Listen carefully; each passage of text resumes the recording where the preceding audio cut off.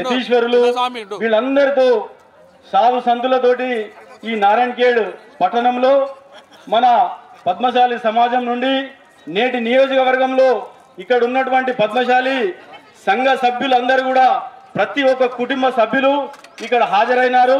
గత 4 రోజుల నుండి ఈ యొక్క కార్యక్రమం ఎంతో వైభవేతంగా ఎంతో సంతోషదాయకంగా వాతావరణం లోపల ఇక్కడ నిర్వహిస్తూ ఉన్నాం.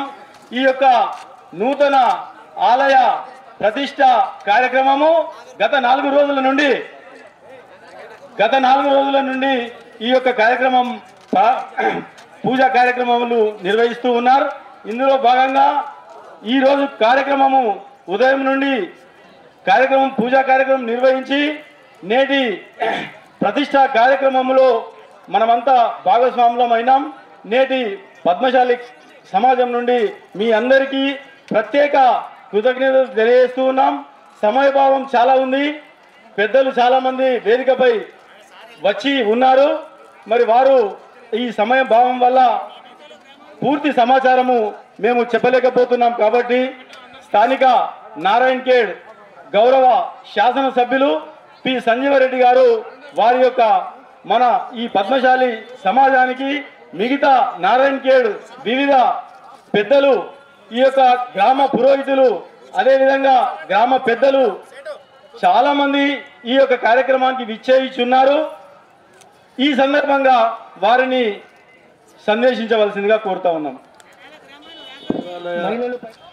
ప్రతిష్టాపన కార్యక్రమానికి విచ్చేసినటువంటి పరమ పూజ్యులు మధవానంద స్వామి సరస్వతి గారు మరియు మా కొండాపూర్ ఆశ్రమ పీఠాధిపతి సంగ్రామ్ మహారాజ్ గారు, అంబాదాస్ మహారాజ్ గారు మరియు మా కరణ్ మహారాజ్ గారు, ఇప్పుడే వచ్చినటువంటి మా పంచగామ పీఠాధిపతి కాశీనాథ్ బాబా గారు మరియు ఇతర గురువులు అందరూ ఇక్కడికి వచ్చినటువంటి పద్మశాలి సంఘ అందరికీ కూడా సోదరులకు సోదరీమణులకు ఇంకా మార్కండే భక్తులకు ఇక్కడికి వచ్చినట్టు అందరికీ కూడా నా యొక్క నమస్కారం.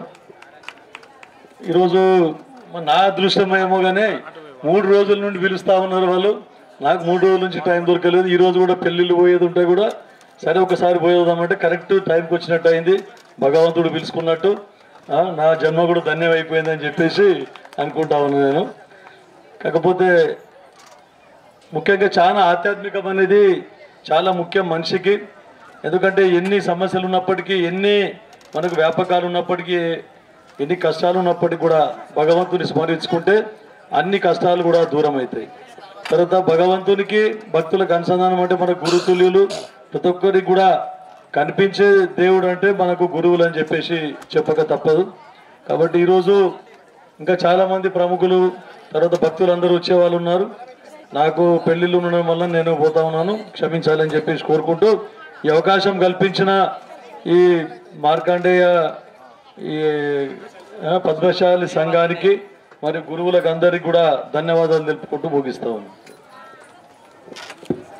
ఎమ్మెల్యే ధన్యవాదాలు. ఇప్పుడు ఆలయ కమిటీ సభ్యుల ద్వారా గౌరవనీయులు శాసనసభ్యులు ఎమ్మెల్యే గారికి మెమెంటోతో సత్కరించాల్సి కోరుచున్నాను.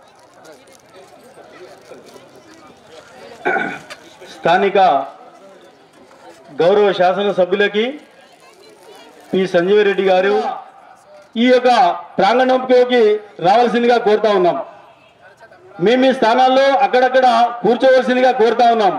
అదేవిధంగా నక్క నరసింహులు గారు, జనార్దన్ గారు ఈ వేదిక పక్కకు ఈ యొక్క టేబుల్ పక్కన మీరు ఇక్కడ ఆశీనులు కావాల్సిందిగా కోరుతా ఉన్నాం. అదేవిధంగా ఈ యొక్క ప్రాంగణంలో